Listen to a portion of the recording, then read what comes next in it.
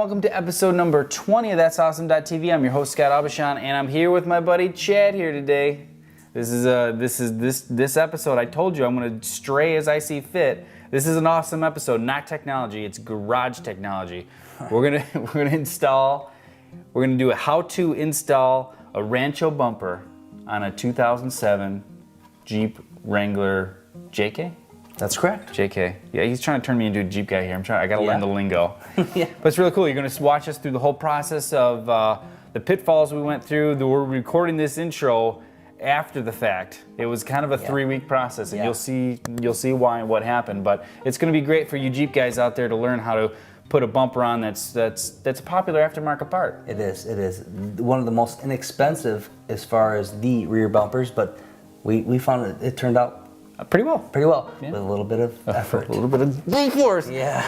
And we got that part at wondercarparts.com. Our friends over there, great place to shop. They price match, so if you see something online and you want to get the best price guaranteed, check them out. They're local guys from Detroit. It's not scam artists. They're great customer service. Check them out. wondercarparts.com. That's where we got the part from, and I strongly urge you, if you have anything from exhaust systems to bumpers to performance parts, anything you want, check it out. wondercarparts.com. Absolutely. Tell Brad I sent you. Right. So without further ado, let's just jump right into the garage and watch us install this thing. What are we looking at? This is a 2007 JK Wrangler. What's missing? The rear bumper. Why is it missing? The stock rear bumper. Stock rear bumper. The stock rear bumper is missing because we have to put a new rear bumper on there with a tire carrier. Yeah, the footage that you see here, this thing is lifted up. This is what kind of lift kit are we talking about here? What's on It's it? about 5 inches of suspension lift. But what are the tires? Well, normally this vehicle comes with a 255, 75, 17 is what the technical term is. I'm sure the people watching this know what it's like that a means. 31-inch tire, okay. And after the lift and some other stuff that was done to this vehicle, we went with a 37-inch tire, 37 tall, 12 and a half wide, and it's with a 16-inch rim, and they're about 80 pounds. So the weight in itself is the issue. Okay, so this door, the bracket that holds the tire, you put that big, huge tire in there, too much stress for this door. Yep, too much stress for the hinges. So we've got a Rancho bumper that was we got from wondercarparts.com, and you can see that it's got a big A-arm. You know, I'm showing the footage of this huge, this big, this is a big heavy bumper. Yeah, it is. The bumper itself weighs probably 50, 60 pounds. Yeah, and it can hold, how much weight? Said 100 pounds. 100-pound tire, so that big tire, the tire's on here? I'd say 80. 80. So that's really the reason that we're doing this upgrade. And, this is a pretty simple upgrade, but the problem is trust me, the directions that we're reading here, walk with us, come with us on this installation, because this is a popular bumper, this is a popular vehicle, this is a great do-it-yourself install. It's really one of the more inexpensive bumpers. Yeah. So let's kind of drug through this thing. Obviously the stock bumper is gone, it's been gone for a while. Yep. And the one thing that is important, what do you got to keep off this, we found out, off this stock bumper, there's only one thing that you have to salvage. That bolt right there. Well, 4 of them. 4 of them. Yeah, they come in right down at the corners here, or not in the corners, but in the bottom here. Right on the frame rail. Right on the frame. That's what secures the aftermarket bumper. We should probably show the bumper. You can see it's a Rancho. I don't remember what the model number is. I don't know. I think this is the only Rancho for the JK. Is it? For yeah. the JK? Mm-hmm. You can see the model number below we've posted. But this is a really nice bumper. I mean, when you look at it, it's heavy gauge steel. It's got like a powder coat on it. It's got, I don't know what they call that coated in there, but that's pretty awesome. Yeah, it is. Nice. It's a really, really good finish. And it's got a stamped Rancho name on there, and the A-arm that you saw goes right on top of there. So you can see in the corner, if you swing this around a little bit, the 2 bolts or the 2 holes in there, this slides. In fact, let's just put it on right now. Let's go. Dry fit it on in here, and it's a great fit, really, all in all. I slide it out just a little bit there. Here we go. And you can see that it is. Well, I got my 2 bolts in here. We left the bolts in there so we wouldn't forget them. You can see right about like that. It's a great fit. It's a nice fit. Okay, so we've dry fit this bumper on here. Well, we haven't dry fit, we actually secured it. And we did that because why?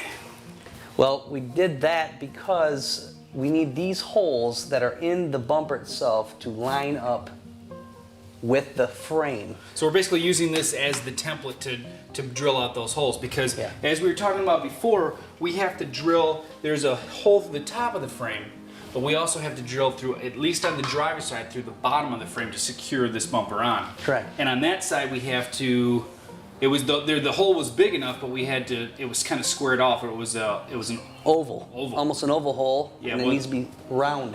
Yeah, as you can see, the two pictures there that we're showing you, those are the two holes that we have to drill out. So we secured it with the 2 bolts so it was perfectly in line, and now we're just going to tap those holes or drill straight through using this as the guide itself. Okay, so we've got a 1/2 inch bit, and it's just a regular bit for steel. There's the hole that's already in this bumper is a 1/2 inch, so we're just going to drill right through it. As you can see in that picture, it was the hole, I mean, it lined up when we secured it, but it wasn't quite, there was a little bit of lip there. So we're just using this as the template. So go ahead and drill away.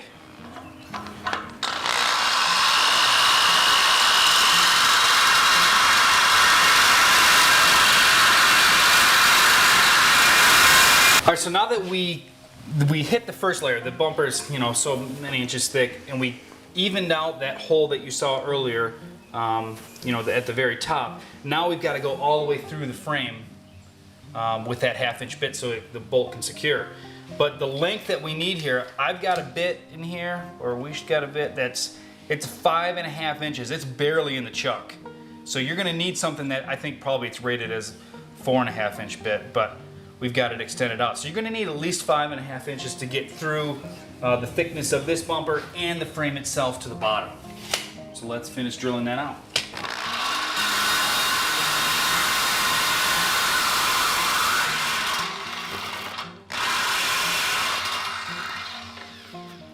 Okay, so now that we've got this side is all straight, or we've got it where it's everything, the holes are 1/2 inch all the way through. On that side, as we saw before, the holes themselves are, it's like a long hole. It's like a tube almost. So we gotta even out that flat edge that you see. We got to even that out with the 1/2 inch bit. Again, using this as the template. So we're just going to drill straight through and even those out. We didn't actually drill anything on the bumper, but we used it as a template. So we were concerned that we tore up any of this finish that's on the inside, which is a really nice finish. So we don't want it to rust. So we're just going to shoot. Just got some normal Rust-Oleum. We're just going to shoot that. That'll make sure you know, we get that good and coated, so that later on, 3 years down the road, we don't find it rusting. All right, so we went through the process of drilling the holes out, making them wider to accept what? Crush sleeves. The crush sleeves, what do those do? These crush sleeves are a really solid steel. They're a tube. And what they do is they slide into the, this is actually essentially just a box of steel. These slide in here, and it indicates on the instructions about the longer one going into the passenger side and the shorter one going into the driver's side. So after those are inserted in there, that the bolt can be tightened down and it won't crush this steel box. When we reef that down, won't crush that. All right, so now that the sleeves are in there and we have to slide the bumper on. And when we slide the bumper on, where we drilled out those 2 holes, these sleeves, these are about, gosh, those look like an 1/8 inch or so, or something like that. Sure. Those sit down here and kind of fill in the gap between the... Just like that. Yeah. Oh, they... Yep, flat side goes just like that. And that fills in the section of the bumper to the frame. Just a little spacer. So those 2 arms that come out that actually affix the bumper to the frame, those fill in the gap where those 2 arms are at, where we drilled through. Correct. So awesome. So now we're gonna, let's go ahead and slide that bumper back on. Let's do that. And we're gonna actually take these off for right now, I think, right? That's right. Let's take those off, put them there. So the bumper's back on for, again, the 30th time. Definitely takes 2 people though. Yeah, it's pretty heavy. I mean, it's not crazy heavy, but it's definitely a few pounds.